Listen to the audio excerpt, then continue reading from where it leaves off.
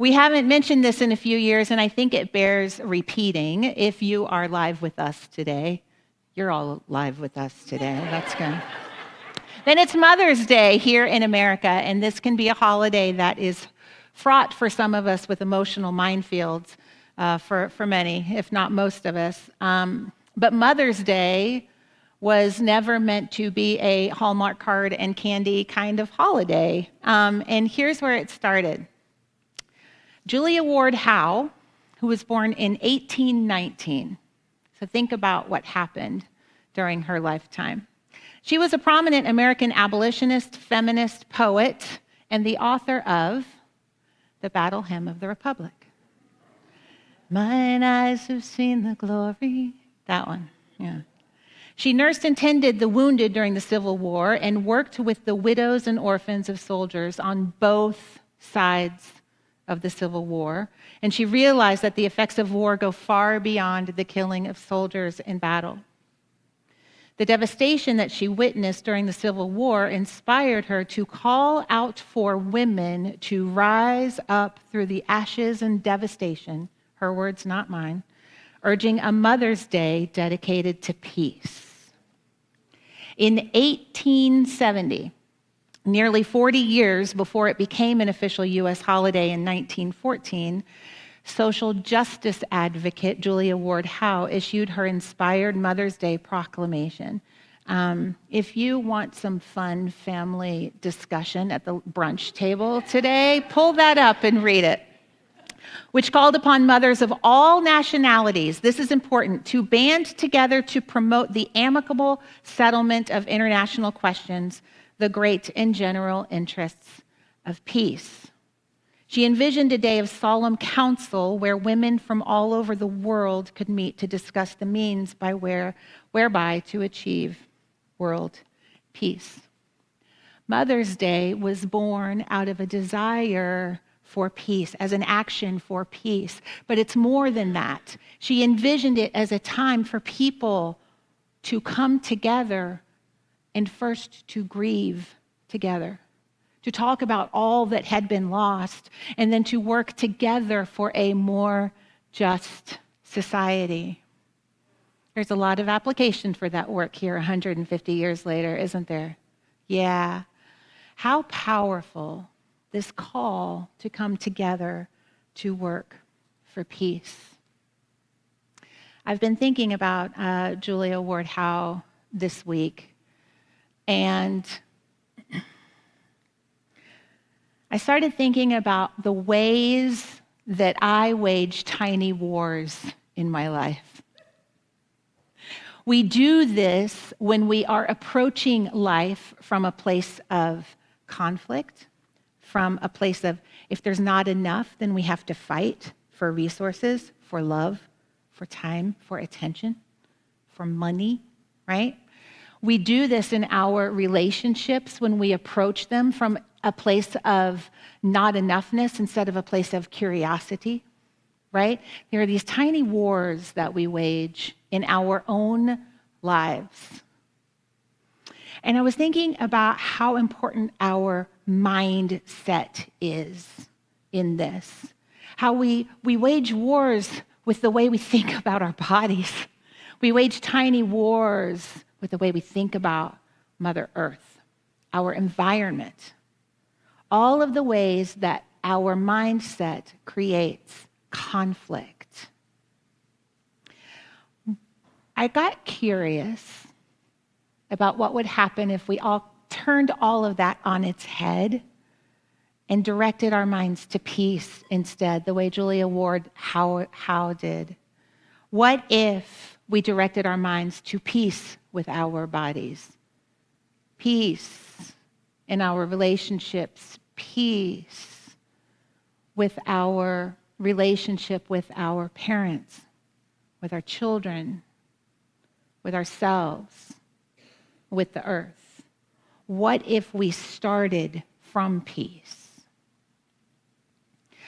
I wanted to talk about this today because I was reading some really interesting science a couple of weeks ago that's had my little gears turning. Sometimes I think you can see the steam just head right on out my ears when I just sit and think on things. But there's some really interesting research out there right now that's showing the connection between how we treat ourselves and that being a direct correlation to how we treat the environment, Mother Earth, climate justice. And as I was reading these new studies that are starting to come out, I got really curious about myself and about this correlation, about how the way we treat our physical form is a direct mirror to how we treat the physical form that nurtures us all, that gives us all life. So I started to research and wonder, why is that? And here's what I discovered. Our society today, no surprise, hold on, buckle up. I don't want anybody falling out your seats now. We are very much geared to life up here.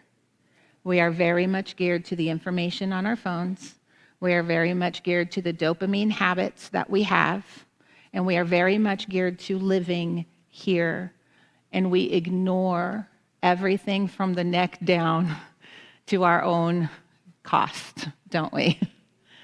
Some of the benefits of this are that we have been able to advance as a human species in exponential ways. If you look at the last 100 years of advancement, as opposed to the 100 years before that, as opposed to the 100 years before that, you can see the speeding up that is happening, and some of that is really great. Guess what? AI technology is what is going to find a cure for muscular dystrophy. I'm down with that. I think that's pretty awesome. But there are also some drawbacks to it, aren't there? When we live from here up, we forget to nurture the body temple. It's called a temple because it's holy, y'all.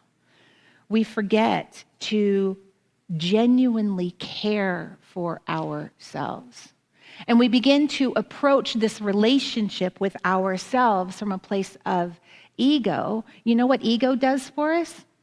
Ego will get us to a certain place. Brian Harris, you're not going to remember this, but years and years ago,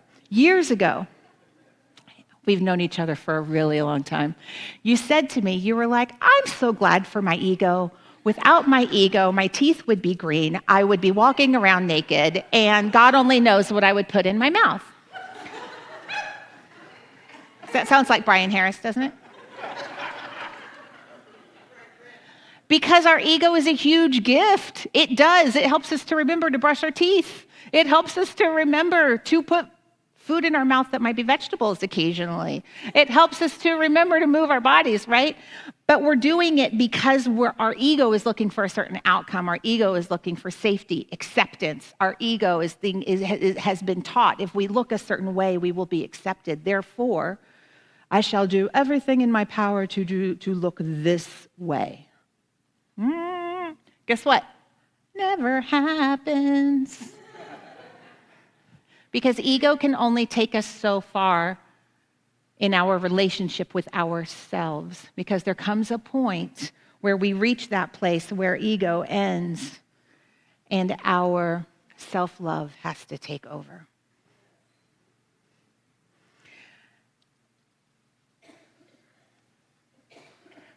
Because what happens when we don't is we reach that place where ego ends and we start to notice our bodies start to rebel, and bodies rebel through pain. Don't like it at all, right? And so then we go to avoidance. But we're still living from here up, trying to pretend that everything is okay. It turns out that we actually do the same thing in our relationship to the environment itself. It turns out we do the same thing often in our relationship with the earth.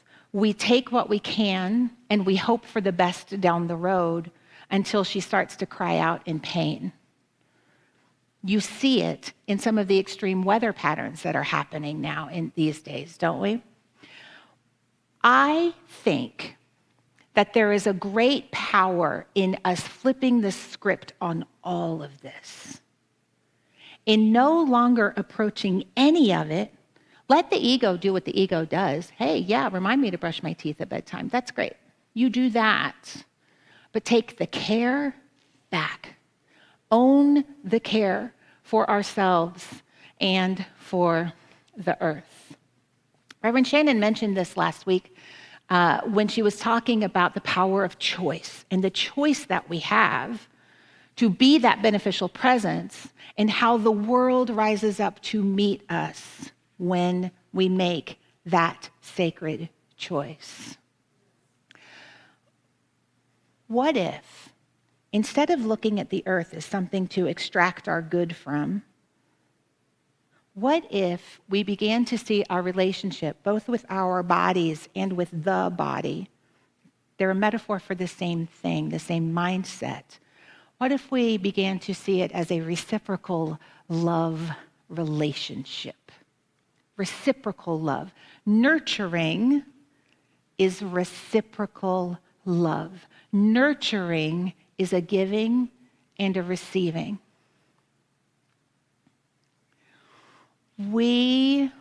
I'll just say I this time.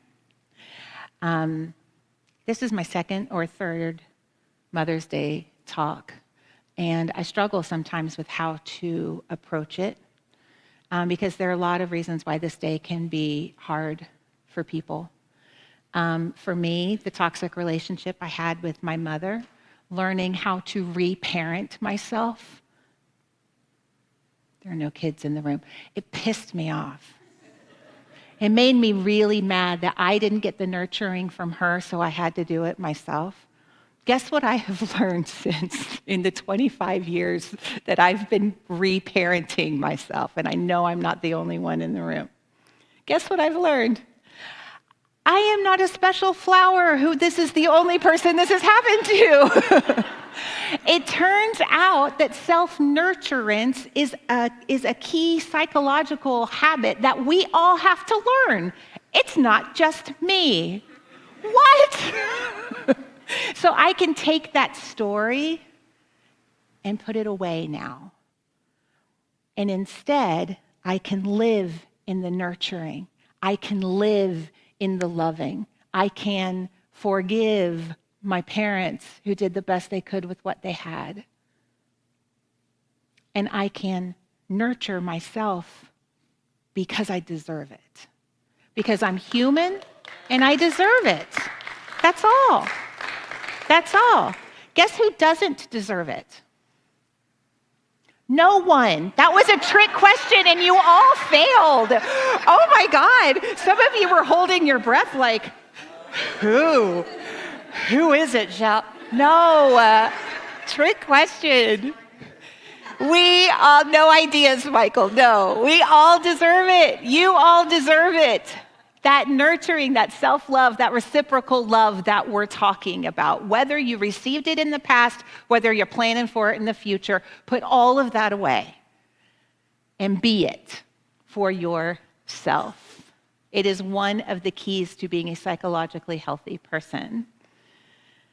And when we can do that, when we can live from that love, from that grace, from that wholeness, from that divinity within, we can be it for our amazing Mother Earth, who also deserves it. One of the things I've decided for myself is in order to flip that script from conflict to peace for myself, in order to flip that script from ego to love, what I've realized in thinking about this over the last few weeks is that I have to be willing to give up my seat on the struggle bus.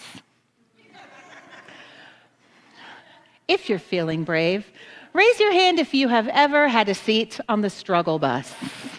It could be in your finances, it could be in your relationships, it could be in how you view yourself, it could be in how you think the world views you. I have often had a seat in the struggle bus. Sometimes it's been the driver's seat. I have taken that struggle all up and down the mountain. Sometimes I've had the seat in the way back. I'm just passenger here, letting the struggle take me where it will, right? But maybe this desire to take good care means giving up that story and giving up the habits of the struggle. I can't believe I'm telling you this. I had a meditation this week where I actually visualized myself on the bus stopping on the side of the road, and me getting off the bus. And you know what I did? I had a picnic. I had my grandma's egg and olive salad sandwiches for any family who are watching today. I had a picnic on the side of the road in the wildflowers, and that was my meditation, right? Getting off the struggle, but when we can give the reason I tell you this is because when we can give our minds visuals like that, it is a really healthy and affirmative way to do the work instead of sitting and going, man, I wish I weren't on the struggle bus. We can actually give our minds a visualization and say, oh no, I've stepped off of that. I'm living from my wholeness now. Our beloved teacher, Parker Palmer, once wrote, self-care is never a selfish act. It is simply good stewardship of the only gift I have, the gift I was put on this earth to offer to others. Self-care is never selfish. Self-care is never selfish. It's just good stewardship of us, and we are the gift that we have to give. So I learned a new concept this week that I'm very excited to share with you. Some of you may have heard this and you'll be going, that's old hat, Shell. It is brand new to me. So here it is. I learned that there is something called environmental self-care. Have you heard of this? Okay. Jen's always heard of stuff before me, so that doesn't surprise me. Environmental self-care is the practice of caring for your personal well-being by engaging with and caring for the natural environment, because it's reciprocal, right? We talked about that. It recognizes that a healthy environment supports a healthy self, physically, emotionally, and spiritually. It includes actions that both benefit you directly and contribute to the planet's health. It's all one thing. How we treat the one informs how we treat the other. Environmental self-care isn't just about going green, although I'm a big fan of going green. We should all do it. It's about building a relationship with Mother Earth that nourishes both you and the world around you. It brings awareness to the fact that we're not separate from the environment. We are indeed part of it. So when you hear how simple it is, you're going to go, oh, I can do that. I can do that. I'm going to give you 5 ways that we can engage in environmental self-care. And the invitation is to see if there's something that you just want to dip your toe in and just try and see what it feels like. I'm going to give you some examples of how I've tried it. The first one, easy peasy, spending time in nature is environmental self-care, going for walks in the park, hiking, swimming in natural water, or even just sitting under a tree. Why is this beneficial? Well, for you, nature has proven calming effects. It's proven that being in nature lowers stress, anxiety, and blood pressure. It's just science. Being in nature is good for you. It's good for your body. It's good for your mind. It's good for your soul. Easy, right? How does it benefit the earth? Because when you are in nature and you start to open to the wonder, then you begin to build a relationship of appreciation. And what we appreciate, we take care of.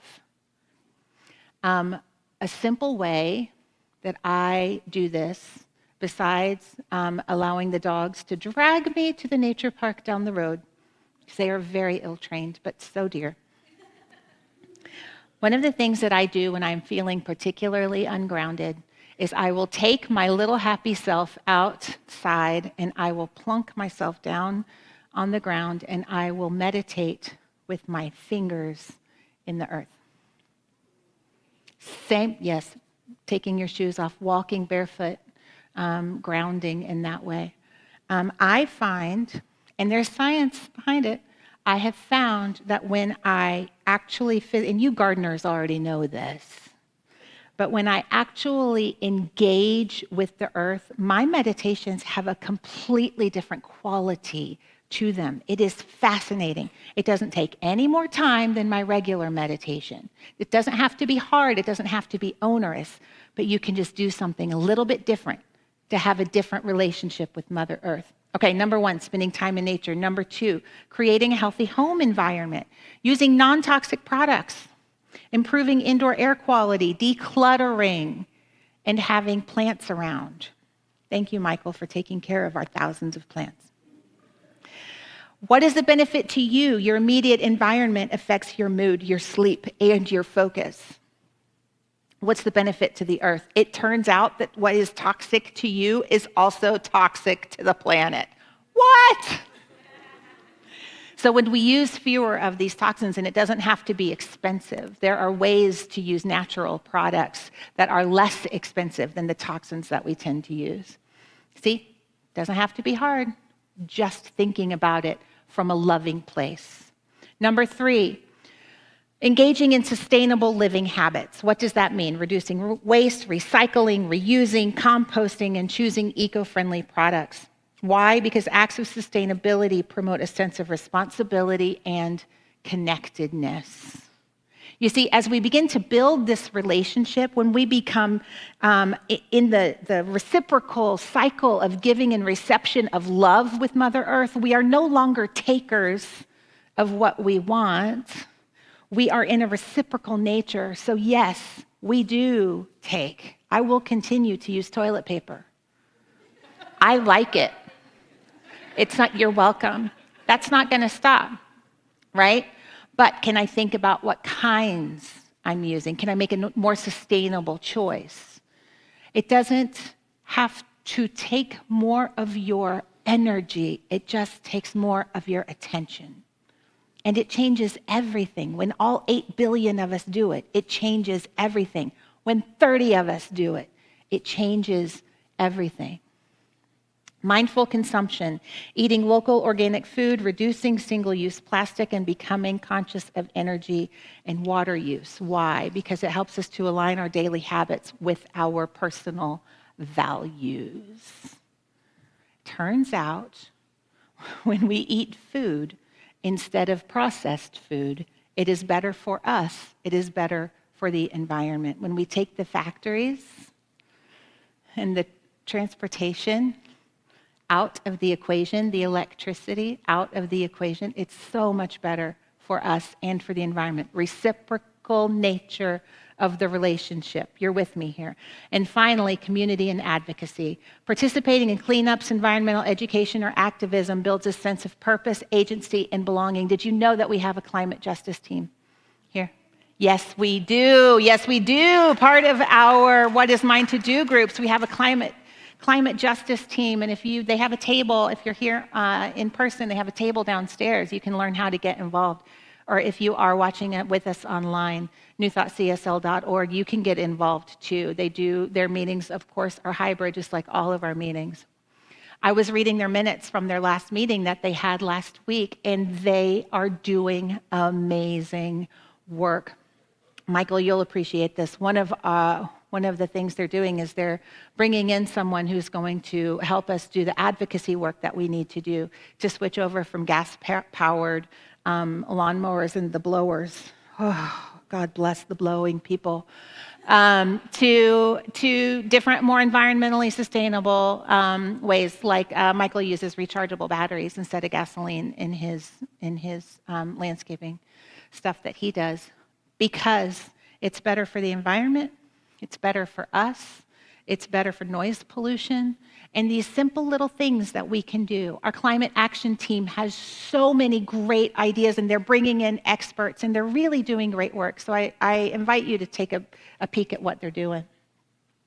Oh, Lord. Engaging in environmental self-care, such as spending time in nature, reducing waste, and supporting sustainable practices, enhances our physical and mental well-being. So a holistic approach to living in this body and living this body in the world fosters a deeper connection to ourselves and to the earth. There's an Indian guru named Sadhguru who once said, when we eat, we take in a part of the earth. How we treat the soil is how we treat our own bodies. How we treat the soil is how we treat our own bodies. So, do you see how this engaging in self-care and environmental self-care is actually spiritual practice?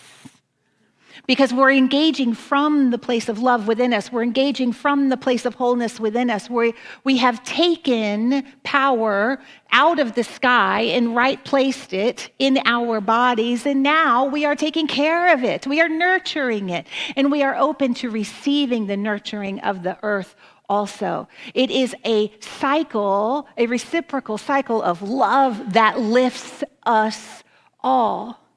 And that's why it is our spiritual practice, because there is only one thing happening here.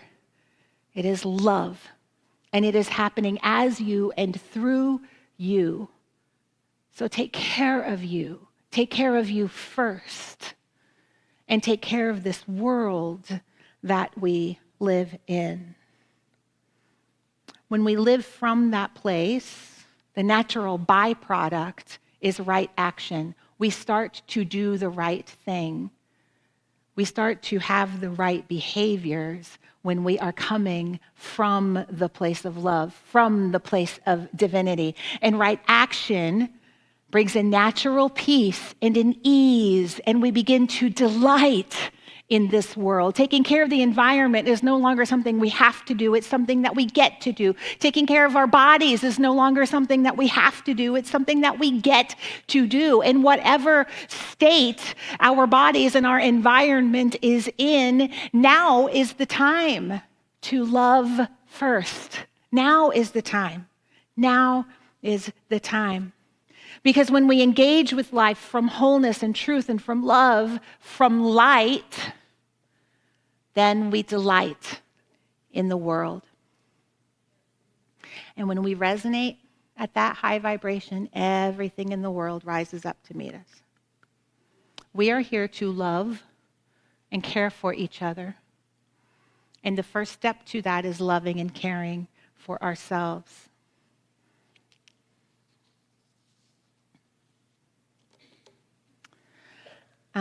So, for this week, is there an environmental self-care practice that you're willing to play with this week or commit to even? Remember, they're spending time in nature, creating a healthy home environment, engaging in sustainable living habits, mindful consumption, and engaging with your community. We have a great way to do that right here. Remember that the best way, y'all, to add a practice is to make a plan. When will you practice environmental self-care? What will it look like? How will you recognize love in it? Because that's how you'll know it's working for you. When you experience the love, when you feel the love, when you give the love, when you experience the love, when you find yourself in that loving cycle, you'll know that it's working for you.